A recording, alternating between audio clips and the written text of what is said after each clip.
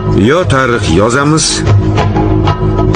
yoki tarixga aylanamiz. Ko'rsanglar, Jizzax savdo markazi yutdik. Endi aka shart bajarlar.